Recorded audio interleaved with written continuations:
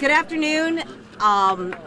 Lieutenant Governor Driscoll and I are delighted to be here today at Mountain View Farm to be able to make this announcement. We want to begin by thanking Liz Adler, Ben Perot, and everybody at Mountain View Farm. It's good to see people inside actually shopping, supporting our local farms. That's really what today is all about. But we want to thank them for hosting us. We also want to thank Mayor Nicole LaChapelle from the community of Easthampton for her presence here today, and great to see so many folks from Easthampton.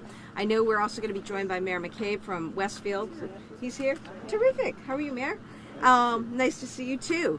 And we're delighted to be joined not only by our wonderful mayors. The partnership our administration has with local officials is really, really important to us, and we are grateful to them for the work that you do day in and day out as we try to serve the needs of residents around this state.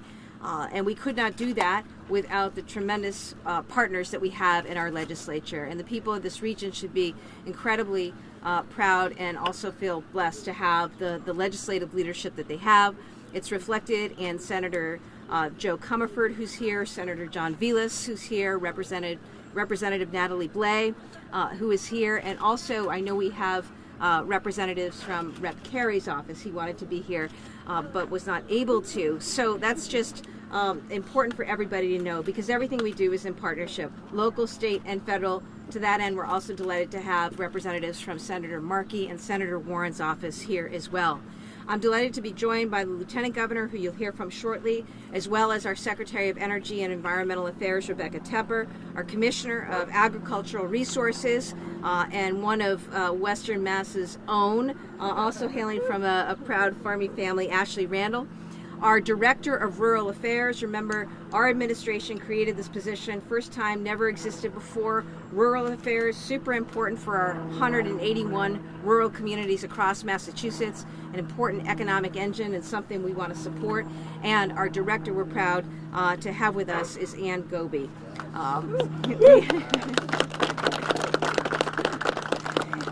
We are also delighted to be joined by representatives from our office and our Western Mass office. This is also a commitment. We've doubled the commitment in Western Mass. We're delighted to be joined by our Director, Kristen Alecko, and our Deputy Director, Lamar Cook. Thank you for being here today. And speaking of partnership, I just want to say how grateful I am to United Way, and specifically United Way of Central Mass, its CEO and President, Tim Garvin, as well as United Way leaders who have joined us from all around the state for this effort, including from Berkshire, Hampshire, and Franklin counties.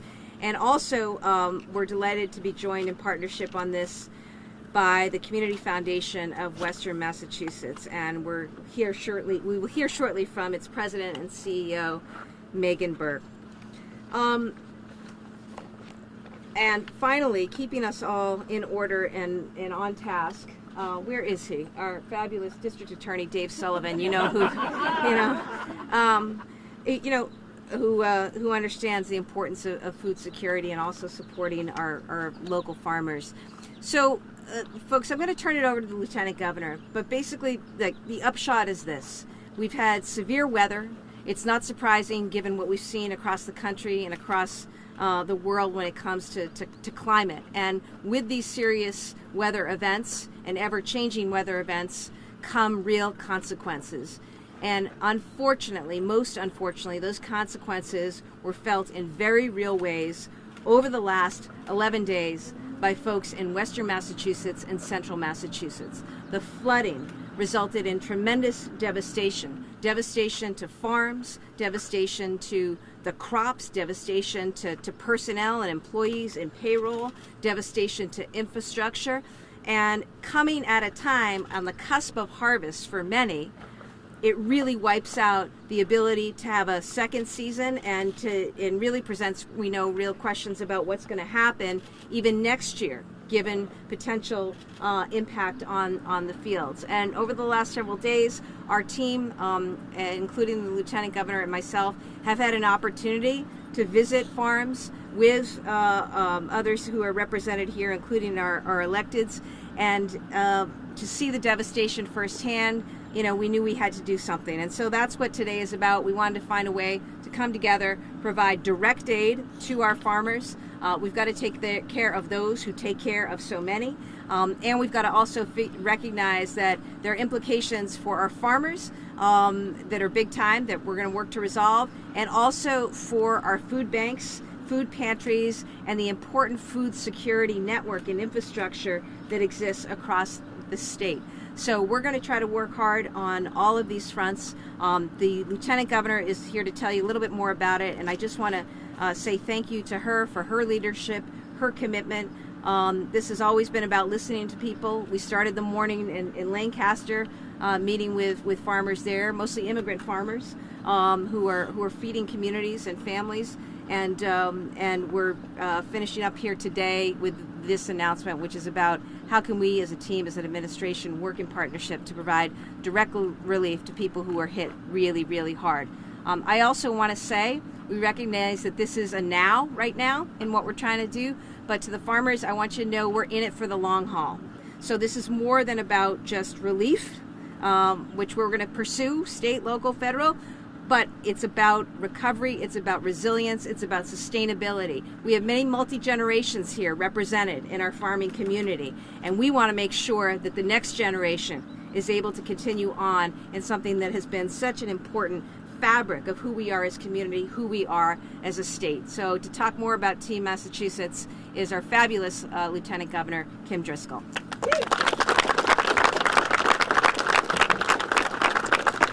Really want to thank the governor for not only the introduction, but the partnerships he's provided to me, to our communities. We're so grateful to be able to work together to make sure our communities are strong. And a big part of why we're here today are about having not only strong communities, but the community partners and farms and farm owners and growers and the families and the traditions that have been part of the farming community are a big part of that.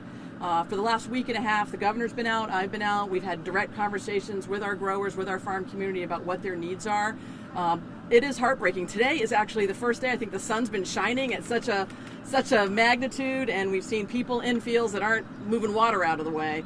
And so it's with gratitude that we're here talking about the ways we can work together. And speaking with some of the farmers, so real, so consistent, and not wanting help, but just wanting folks to know what's happening, but needing help. Talking about the only industry that buys things retail and sells them wholesale, right? About farmers who've been doing this for generations, families coming together to take on really fertile soil and, just taking anything that's been thrown out of them. Our farmers are meteorologists, checking the weather, always knowing what's going on, probably knowing it better than some of our own meteorologists.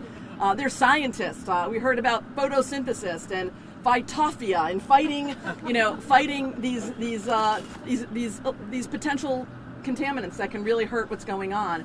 But mostly I think they're about public service, because what they do, growing food, not just for their families, but for all of us, is the sustenance that provides for strong communities. And when they are doing well, we are doing well. And when our farmers are hurting and challenged, we are hurting and challenged. And that's what today is about, coming together, community leaders, local private sector, philanthropy, community engagement, to form the Massachusetts Farm Resiliency Fund.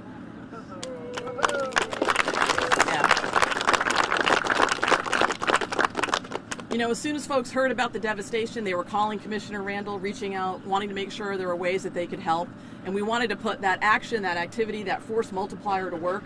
That's why we partnered up with a number of you who are here and others who have stepped up to make donations. And we're hoping that people in the community will see this as a real opportunity to give back in a way to the farming communities, the folks who are growing our food, that sustenance we rely on, and put Massachusetts in a position to make sure our farms can continue doing the work that they do. When we met on Monday with the farming communities in Deerfield, what we heard from farmers is we just want to work. We just want to grow food. And the timing of this weather, the impacts it had on harvest is heartbreaking. Well, here's a way that we can come together to help. And it's our farmers today in Western and Central Mass, but it could be our cranberry growers down the South Coast. Frankly, our fishermen, our folks who are fishing on the coast. These weather impacts are happening more and more, and we need to find ways to step up and help. And this fund has been created so we can put farmers first, so we can keep it simple, and so there can be a sense of urgency. Farmers are talking about today, am I going to keep people employed? Am I going to be able to pay back my loans? all the money that goes out in the spring for the seed, the supply, the labor that goes into toiling, and then not being able to sell that product. It really is heartbreaking, and that's what this Massachusetts Farm Resiliency Fund is about. We know we're working as a collective at the state level with legislators, and amazing work on legislators. Every tour we've been on has had representatives and members of the Senate here with us alongside the commissioners and administration officials. This is an opportunity for us all to come together, but this is also about what you can do. Those of us who may not live in Western Mass or Central Mass, ways that you can donate to this fund to help the things that we all rely on. We're all going to be going to our grocery store and picking up something that was grown. We want it to be grown locally. And the way we're going to ensure that is by making sure we're making the investments in a true team effort, Team Massachusetts coming together to support the Massachusetts Farm Resiliency Fund. We've got great partners helping us administer this in the United Way. I'd like to invite Tim Garvin up to talk a little bit about how this fund will work, where you can go to contribute to it, and how you can make a difference, not just in the communities that were impacted, but frankly, communities across Massachusetts. Thank you.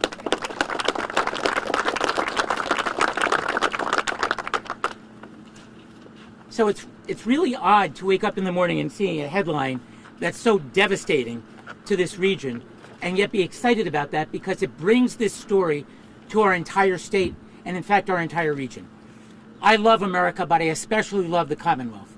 And this effort, I wish the entire state could see all of you, elected officials from our federal, from our state, from our local, our mayors, our commissioners. I wish the entire state could see what I'm seeing right now because they would know the value and the importance of partnership. This is everybody coming together saying, we want to offer help and we want to offer hope. We want to make this as simple as possible. And we are going to work on that. We're going to create a regional advisory committee so that we can take care of this region. If and when it happens in other regions, we will do the same thing in Central Mass, on the shore, down on the South Coast, so that we are staying local and helping where the need is greatest. Really what we want to have happen is we want everybody to say, I can do something. Because what's happened today for our farmers affects all of us. I think of 4 groups. It's our farmers, their families, their employees, their livelihood. It's the crops that we eat. And we aren't talking about feed crops, some feed crops. But we're talking about when you finish here, go in and see Ben's store. You might not be a CSA member, become a CSA member today and buy the store out. Buy the store out. It's the stuff I will be eating tonight at my dinner table that you will be eating. It's what nourishes us. The third, Governor, Lieutenant Governor, I am so thrilled that you mentioned this is also part of our food security work. So many of our families and our children, so many of our veterans and our seniors, and I see my good friend Andrew Morehouse is here. They are nourished. Their food security is guaranteed because of our local farms. And finally, it's the economy. It's the economy of the entire state, but especially this region.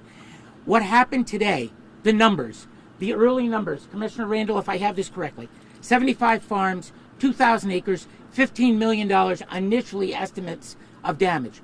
That affects every single one of us. So what can we do? Support this fund. Say yes. Say yes, and then broadcast it to your entire network. Use your social media. Take your cell phone out as soon as you're finished. Make a $50, $100, $500 donation in front of this farm stand and say, I feel great. I just gave to the Massachusetts Farm Resiliency Fund, and I'm asking all of you to join us. I want to end with this.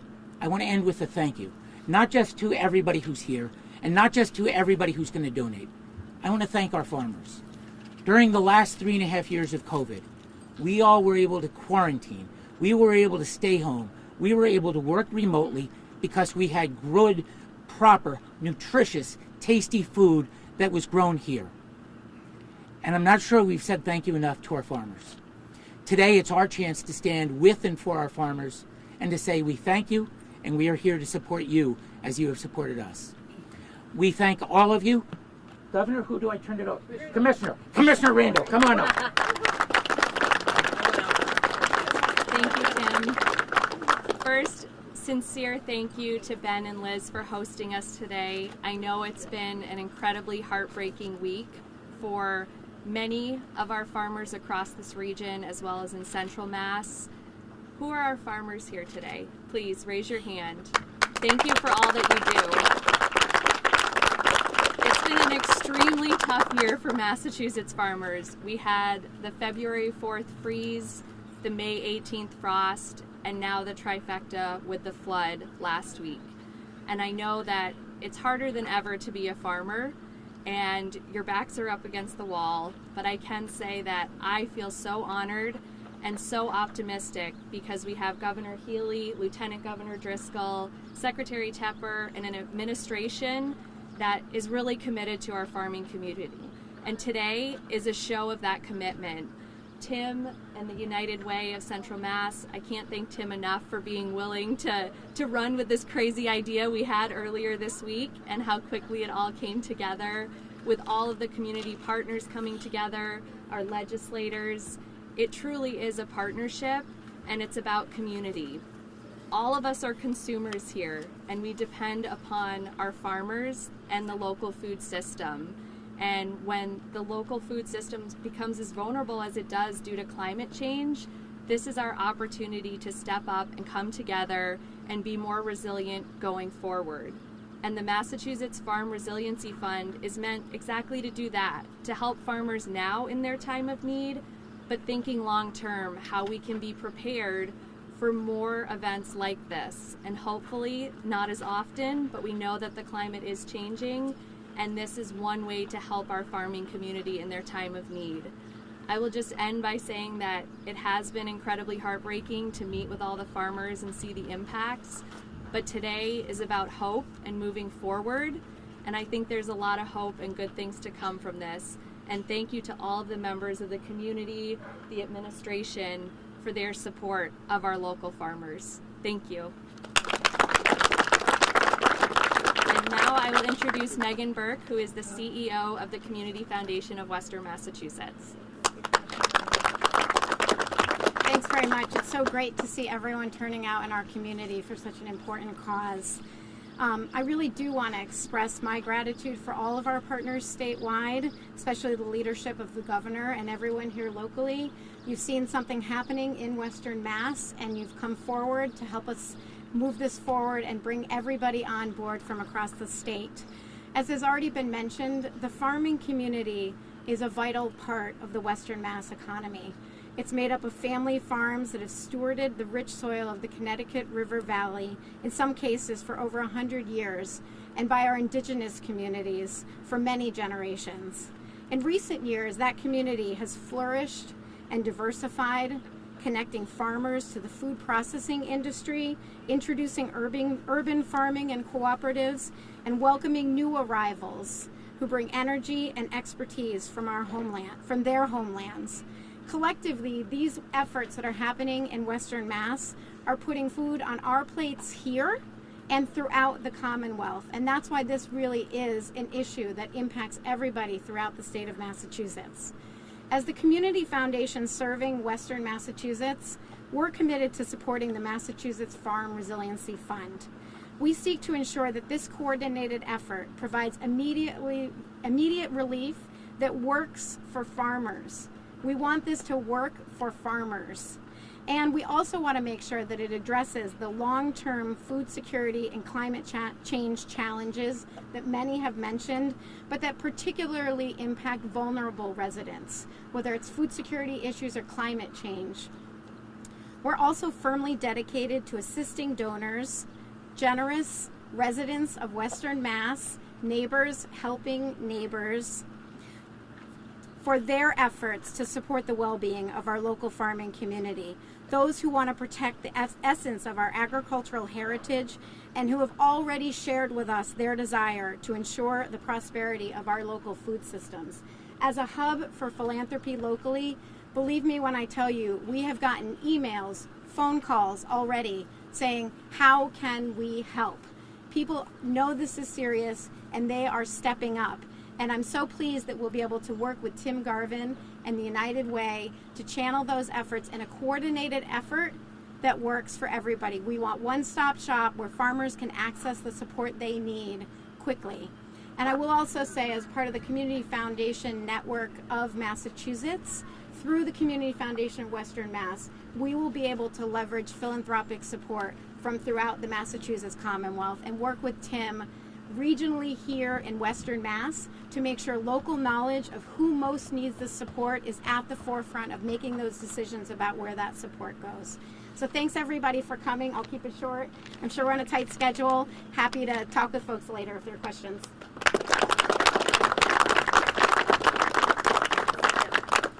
Thanks, Megan, and thanks to all we heard from.